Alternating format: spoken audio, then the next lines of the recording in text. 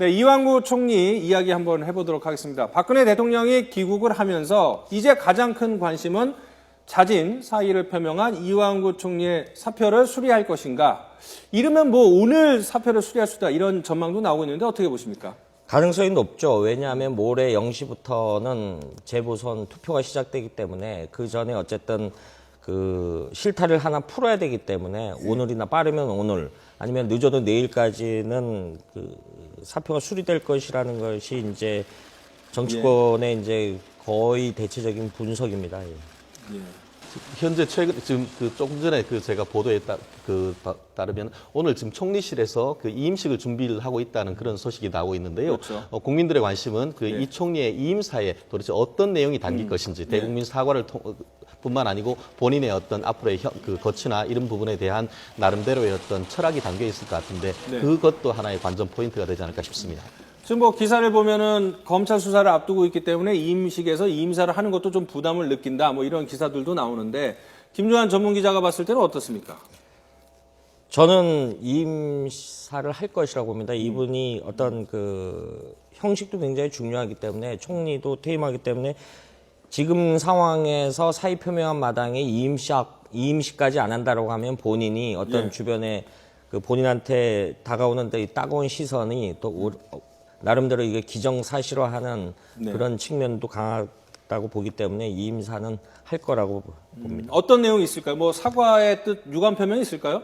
우리 공직자들이 늘 하는 얘기 있지 않습니까? 부덕의 소치다. 뭐 이 정도 수준의 언급이 되지 않을까 예상이 됩니다. 그러니까 원론적인 수준에서 이야기를 할 것 같다 이런 말씀이신데, 자 이완구 총리가 만약에 이제 총리를 물러나게 되면 그래도 이제 현직 국회의원 신분은 유지하지 않겠습니까? 그런데 일부에서는 이번에 논란을 빚으면서 이 정치인 이완구의 향후 행보에도 어떤 타격을 받지 않을까라는 생각이 있고 당장 1년 뒤에 총선도 있지 않겠습니까? 어떻게 보십니까? 저는 그렇게 생각합니다. 사실 이번 만약에 뭐 수사가 돼서 기소가 될지 어떨지는 잘 모르겠습니다. 그렇지만 어쨌든 이와 같은 사실 자체만으로도 일국의 총리까지 지낸 분의 어떤 정치적 위상에 상당히 타격이 있었던 건 사실이지만 어떻게 길게 봤을 때는 이완구 총리가 오뚜기 인생을 살았다 이렇게 평가를 할 수 있는데요.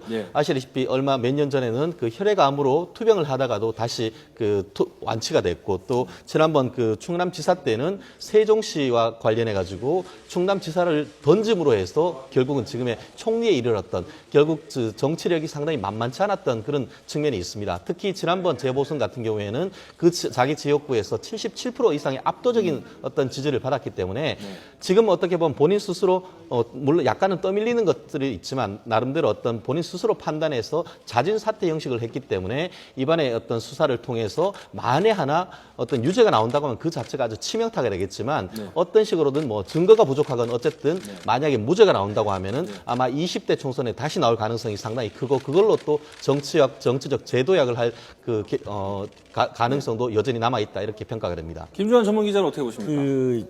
대통령제에 있어서의 국회의원 선거라는 것은 지역구를 바탕으로 하기 때문에 이번에 이왕 성완종 리스트 파문을 보면은 충청도 민심이 굉장히 양분된 현상으로 나타났거든요. 왜냐하면 서산, 태안, 이른바 서해안 쪽을 끼고 있는 지역은 성완종 전 의원 고향 쪽은 좀 동정 여론이 많았고요. 사실 청양 이쪽은 이완구 총리 지역구 같은 경우는 이완구 총리를 좀 동정하는 여론이 많았습니다. 이거는 이 지역구 형태를 가진 정치제도에서는 뭐 동서양을 막론하고 당연히 나타나는 정치 현상입니다. 자, 어쨌든 간에 무죄를 받고 아니면 본인의 주장이 소명이 된다면 당연히 내년 총선에 나갈 가능성이 크다. 이렇게 두 분은 전망을 해주셨는데요. 자, 어쨌든 간에 지금 뭐 기사에도 전해드렸지만은 박근혜 대통령이 본격적인 후임 총리 인선에 나섰다. 뭐 이런 얘기가 나오고 있지 않습니까? 자, 그렇다면 지금 어쨌든 국정 운영에 공백을 메꿔야 될 사람은 최경환 경제부총리인데 그 체제가 당분간 오래될 걸로 보시는지 아니면 빨리 마무리를 짓는 게 좋다는 생각 안에 인선을 빨리 할지 어떻게 보십니까? 빨리를 하고 못하고는 결국은 인선을 어떻게 누구를 찾느냐라는데 여권 인사들이 종종 그런 이야기를 합니다.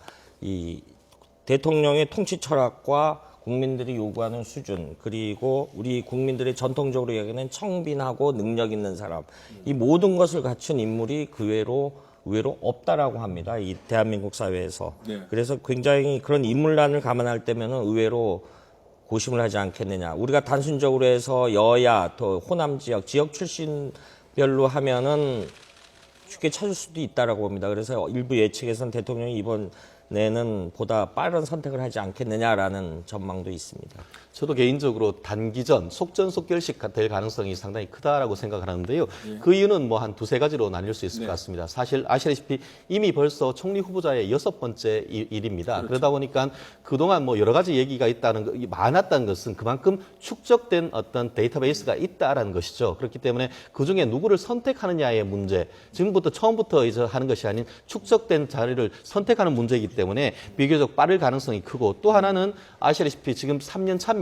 지금 7월 달, 8월 달 되면은 반환점을 돌기 때문에 시간이 많지 않습니다. 그렇다고 하면은 이와 같이 흐트러진 국정을 다시 회복하기 위해서는 이 기간이 장기간보다 최대한 최소화를 시켜야 된다는 그런 점에서 국정 동력 회복 차원에서도 단기전에 될 가능성이 상당히 크지 않을까, 그렇게 조심스럽게 예측해 봅니다. 어쨌든 뭐 국정 혼란을 최소화하고 공백을 메우기 위해서는 최대한 빨리 후임 총리 인선 작업을 마무리 지어야 된다. 뭐 이런 말씀이신데, 자, 말씀하신 것처럼 이제 6번째 총리 후보자를 찾아야 되는 박근혜 대통령, 과연 어떤 부분에 중점을 두고 후임자를 찾을지가 관심인데 어떻게 보십니까? 아무래도 제가 방금 전에 언급했던 청빈하고요. 청빈하고 능력, 네.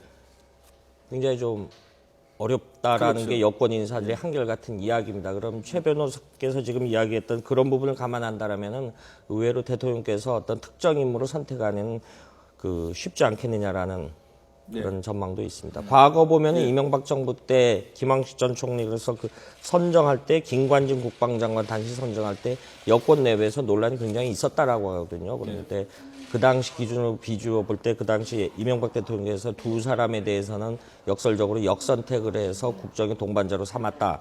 이런 측면도 굉장히 반면교사로 삼을 필요가 있다라고 봅니다.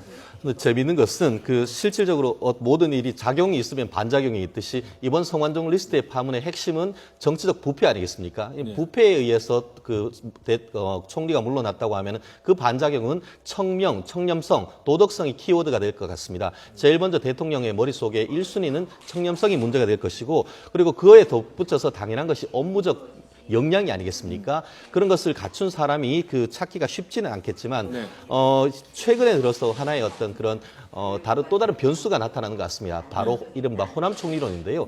이 주말 동안 지금 4.29 보선하는 동안 지금 여당의 실세라고 할 수 있는 지금 김무성 대표가 광주, 서울 유세를 하는 도중에 호남 총리론을 들고 나왔습니다. 그렇게 하면서 호남의 총리가 되고 만약에 서울의 어떤 정승 후보가 당선된다고 하면은 그런 식으로 해서 호남을 더 강화하겠다, 이런 메시지를 하면서 그런 얘기를 하면서 처음 얘기했는데 박근혜 대통령께 요청합니다라고 얘기를 했습니다. 그 말은 그걸 단순히 어떤 선거용이라고 보기에는 여당의 어떤 대표의 발언의 무게가 상당히 큽니다. 거기에 더불어 지난번 이완구 총리 지명하는 과정에서도 지금 야당의 대표인 문재인 대표도 호남 총리론을 들고 나와서 논란이 됐었는데요. 결국 이와 같은 여야 대표 간의 어떤 그런 키워드로 일치하는 것이 있다고 한다고 하면은 그와 같은 여야의 정치권의 목소리도 지금 청와대로서는 상당히 고민스러운 부분이 하나가 아닐까 싶습니다.